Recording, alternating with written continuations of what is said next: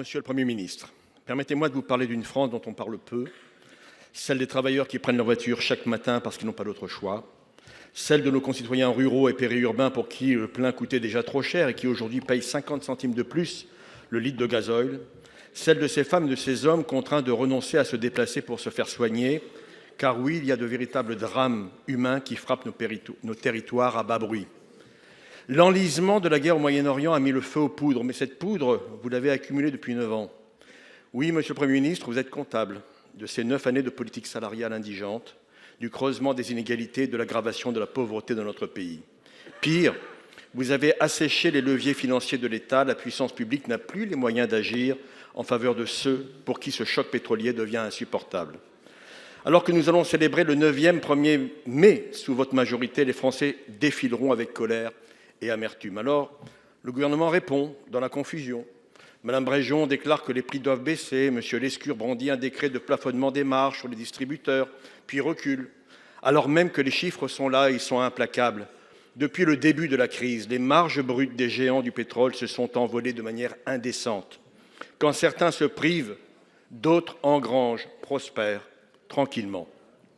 Face à cela, les salariés, les agriculteurs, les travailleurs indépendants veulent des réponses structurelles avec une revalorisation significative des revenus, un filet de sécurité énergétique pérenne et non pas des mesures ponctuelles, véritable inventaire à la Prévert des impuissances.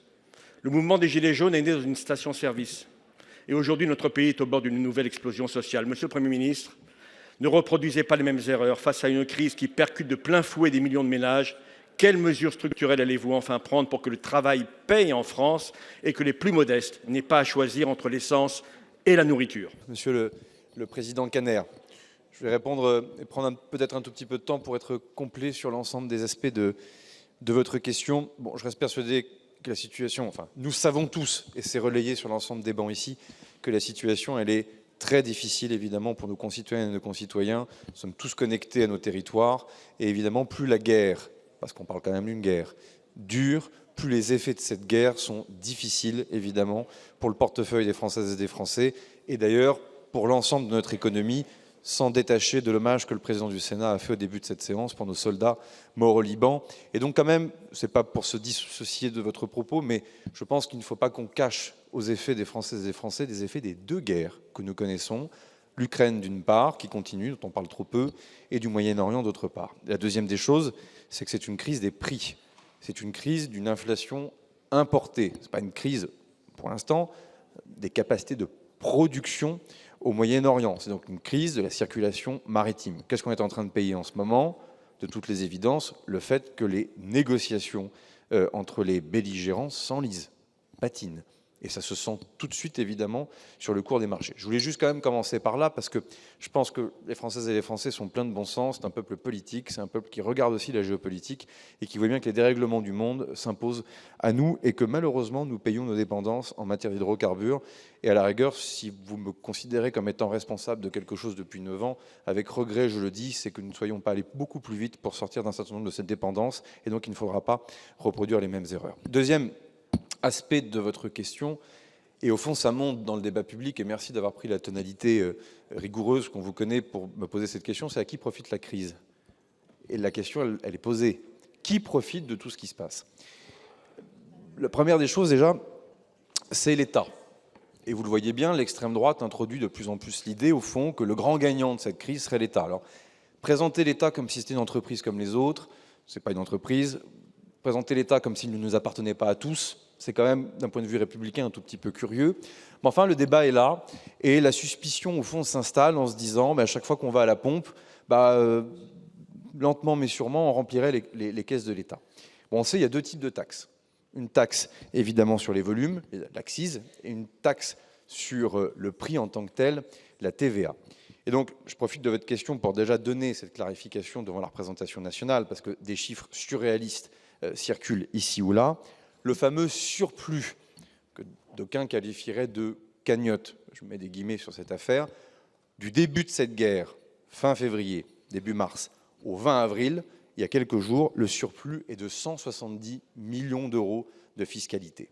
Et donc ce que je vous propose, non pas pour protéger le gouvernement, nous sommes de passage, mais l'État, parce que pour le coup, vous l'avez incarné comme ministre, d'autres après nous l'incarneront, ayant aussi quand même cette humilité. Ce que je vais faire, c'est que chaque euro de fiscalité, de surplus de fiscalité prélevé sur les Français à la pompe vont être affectés au mécanisme d'aide directe que nous mettons en place. Comme ça, on met derrière nous l'idée délétère pour la République que l'État serait en train de profiter de la crise. C'est une très mauvaise chose pour le pacte social. Le deuxième public, ce sont évidemment les raffineurs. Nous en avons un en France, complet, dans lequel, vous ne l'avez pas fait, mais je le dis, j'aime pas beaucoup non plus dans le débat public ou sur les réseaux sociaux le total bashing, parce que c'est une entreprise française qui emploie des Français. Elle marque aussi une part des intérêts stratégiques du pays, et donc ne nous tirons pas une balle dans le pied. Pour autant, il y a un débat qu'il faut objectiver. S'il y a des résultats exceptionnels, ça pose la question d'une redistribution qui pourrait être à due proportion ou pas exceptionnelle. Ça, c'est un débat politique qui est, me semble-t-il, assez noble. Bon, il y a deux manières de le prendre. Réflexe français un peu pavlovien, fiscalité. Il y a des cadres de référence.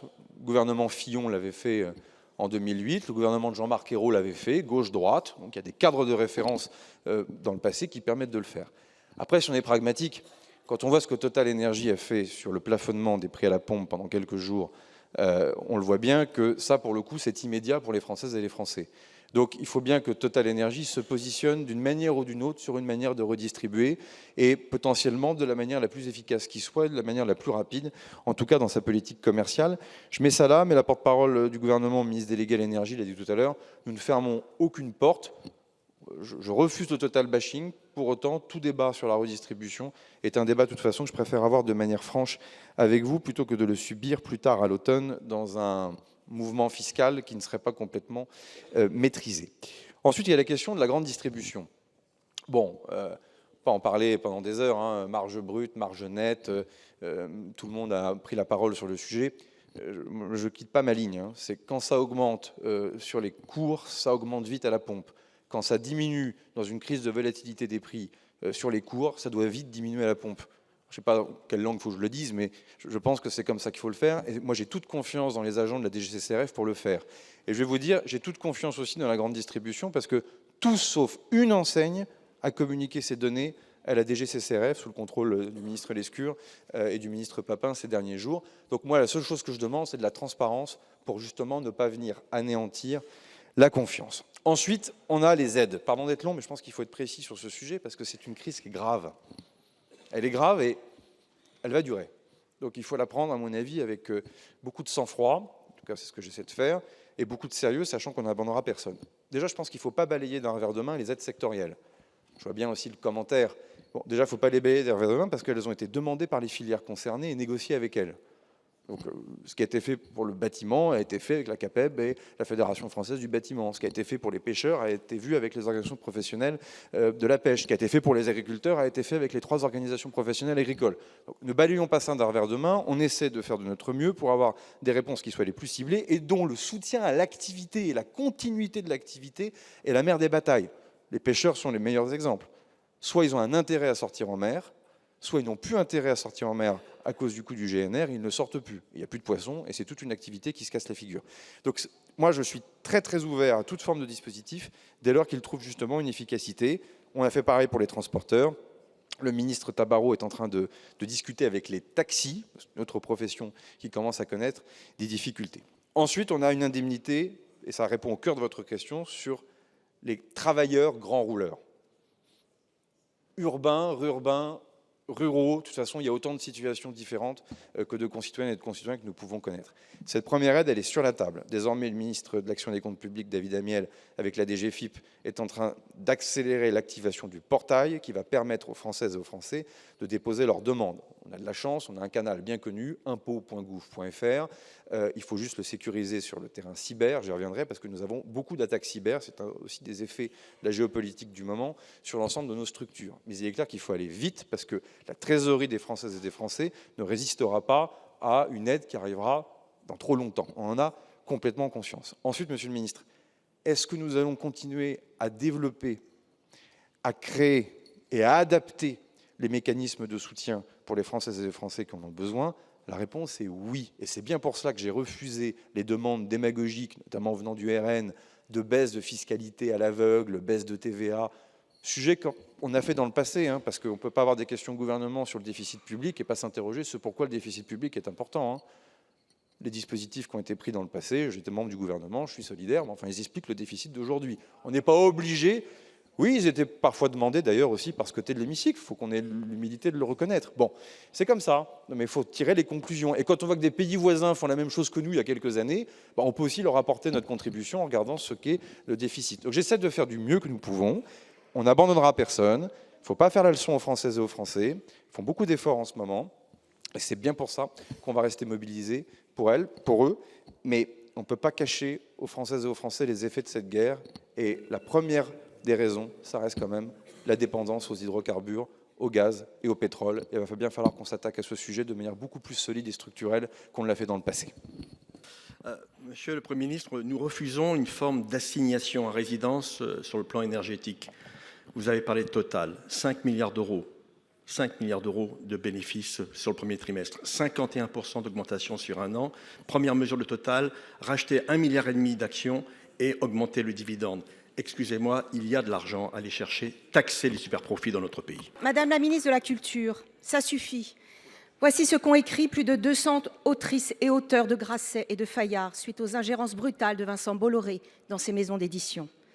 Ça suffit, tel est aussi ce cri d'alarme lancé par les salariés d'Hachette qui alertent sur les dérives de plus en plus marquées de leurs actionnaires.